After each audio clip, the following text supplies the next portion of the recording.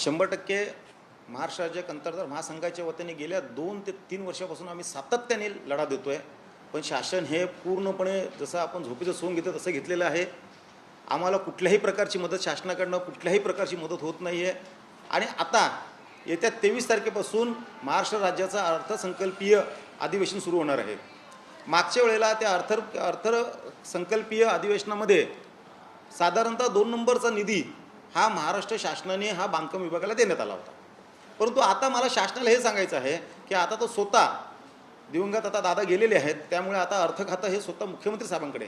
माझी त्यांना विनंती आहे की साहेब, तुमच्या स्वप्नातला महाराष्ट्र जर घडवायचा असेल तर इथला जो छोटा काम करणारा जो वर्ग आहे, जो रोजगार निर्मिती करणारा जो वर्ग आहे, जो टॅक्सेबल भरणारा जो वर्ग आहे, त्याला जर तुम्ही उभं नाही केलं, या मायक्रो इंडस्ट्रीजमधल्या जर कंत्राटदाराला ठेकेदाराला जर तुम्ही नाही उभं केलं तर हा कंत्राटदार हा कसा जगणार.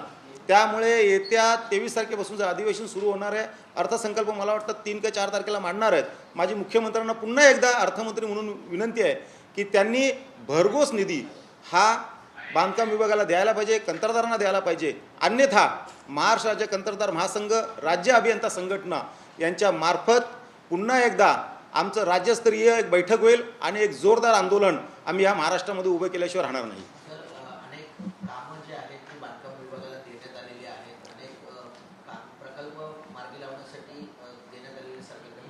निधी जो आहे तो अपुरा पडतोय. आधीचे निधी देखील देण्यात आलेले नाहीये, त्यामुळे नवनवीन कामं येत आहेत, मात्र निधी कुठेतरी अपुरा पडतो. देखील झालेले की हजारो कोटीचा निधी आता ठाण्यासाठी येणार आहे, उन्नत मार्ग असेल, कौशल असेल, असे देखील कामासाठी येणार. बरोबर आहे. आता हे जे आहेत, जे प्रगतीचा मार्ग जे सांगितले तो प्रत्येक वेळेला की आपण राज्य विकासाच्या मार्गावरती चाललंय, प्रगतीच्या मार्गावरती चाललंय, निधी उपलब्ध होते, पण निधी कुठे आहे? निधी हा फक्त इन्फ्रावाल्यांना देण्यात येतोय. जे इन्फ्रावाले करतायत 1000 कोटीची कामं, 5000 कोटीची कामं, 500 कोटीची कामं, 200 कोटीची कामं, ह्यांना निधी उपलब्ध आहे. पण जो 1 लाखापासून जो 10 कोटीच्या आतमधला जो कंत्राटदार जो काम करतोय, जो रोज तुम्हाला सांगतो झेंडावंदनचं काम करता असेल, त्याला जर कलर लावायचा असेल त्याच्यासाठी जो धावतो, एखाद्या नळाची तुटी तुटली तर त्यासाठी धावतो, एखाद्या जर संडासचं जर चेंबर्स भरलेलं असेल, ते शौचालय साफ करायचं असेल तर तो तिथे धावतो. ह्या कंत्राटदाराला निधी देण्यासाठी शासनाकडे निधी नाही आहे. म्हणजे शासन हा दुट्टप्पीपणा करते, यातनं स्पष्ट दिसून येते. एकूण किती निधी हा आहे पीडब्ल्यूडीमध्ये आणि किती निधी पुरवण्यात केलेला? महाराष्ट्र राज्य कंत्राटदार महासंघाने जो काय पूर्ण लेखाजोखा घेतला होता 2 वर्ष, 89,000 कोटीचे एकूण कंत्राटदारांची सगळ्यांची बाकी होती, पूर्ण राज्याच्या सगळ्या विभागाची. त्याच्यामध्ये बांधकाम विभाग आलं, त्याच्यामध्ये जलजीवन आलं, त्याच्यामध्ये जलसिंचन आलं, तुम्हाला सांगतो इतर सगळ्या गोष्टी असतील. अगदी महानगरपालिकेतले सुद्धा जे कंत्राटदार असतील त्यांचा सुद्धा त्यामध्ये आम्ही हे घेतलेलं आहे. आज ठाण्यामध्ये जे ठाणे सभा मंडळ आहे याच्यामध्ये तुम्हाला सांगतो, जे लेखाशीर्ष आहे, जो हेड आहे, म्हणजे प्रत्येक कामाला हेड दिलेला असतो, या लेखाशीर्षानुसार 2114 कोटी रुपयाची थकबाकी आहे आणि आम्हाला पैसे शासनाने दिलेत फक्त 437 कोटी रुपये. कसं काय हे मिळणार मला सांगा बरं. हे शासन एकीकडे सांगते की आपण विकासाचं पर्व करतो, पण विकासाचं पर्व जमिनीवरती कुठे दिसतंय? विकासाचं पर्व जमिनीवरती दिसत नाहीये.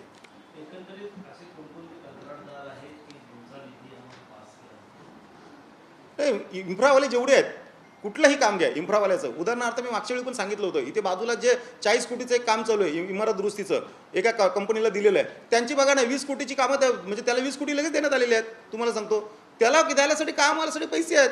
पण इतर कंत्राटदार जे काम करतायत, तुम्हाला सांगतो त्याच पोलीस लाईनमध्ये काम करणारे आमचे इतर कंत्राटदार आहेत, तुम्हाला सांगतो गेल्या 3 वर्षापासून झटतायत की आम्हाला आमची देयक अदा करा, आम्हाला आमची देयक अदा करा.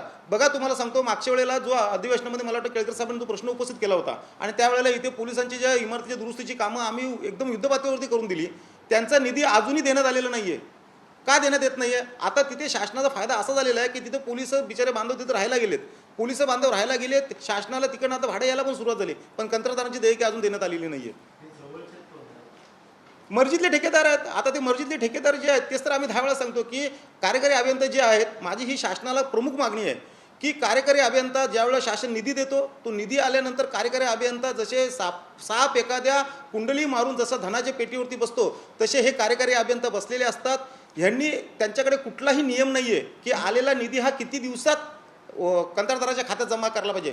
त्यामुळे ती लोक काय करतात, 3-3 महिने 4-4 महिने किंवा एखाद्या कंत्राटदाराला जे तुम्हाला सांगतो आवडीच्या मर्जीतल्या कंत्राटदाराला 24 तासाच्या आतमध्ये त्याच्या अकाउंटला देयक त्याच्या आधी केलं जातं. आता उदाहरण मी तुम्हाला सांगतो, ठाण्याच्या कार्यकारी अभियंत्यांनी तुम्हाला मी सांगतो आता मी तुम्हाला नोटीसही दाखवली, तुम्हाला परत एकदा सांगतो, ठाण्यातल्या कंत्राटदारांना अधीक्षक अभियंत्यांनी नोव्हेंबरमध्ये निधी दिलेला आहे.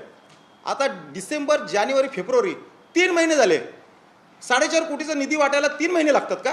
काहीतरी आपलं कारण सांगायचं, धातूर मधूर विचारला गेलं का काहीतरी उलट उत्तर द्यायची, तो तुमचा अधिकार नाही, आम्ही बघू. अरे कंत्राटदाराला कितीचं देयक मिळणार आहे हे पण तुम्ही सांगू शकत नाही का? ठीक आहे, निधी अल्प प्रमाणात आला असेल तेही आम्हाला मान्य आहे, पण निधी किती देणार आहेत ते तुम्ही सांगू शकत नाही. निधी कोणाला देणार आहेत ते तुम्ही सांगू शकत नाही.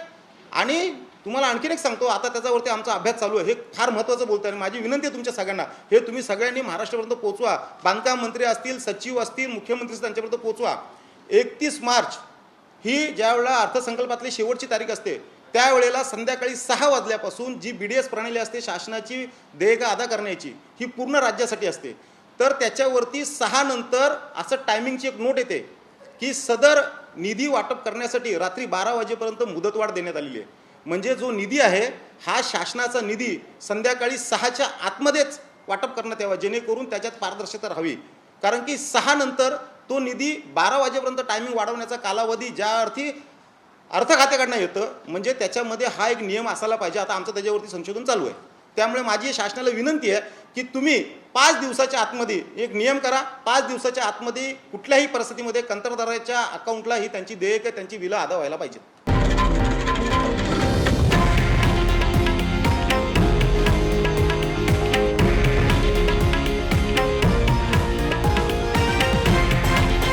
हे आहे देशातील नंबर 1 न्यूज नेटवर्क आणि आपण पाहत आहात TV9 मराठी, एकमेव.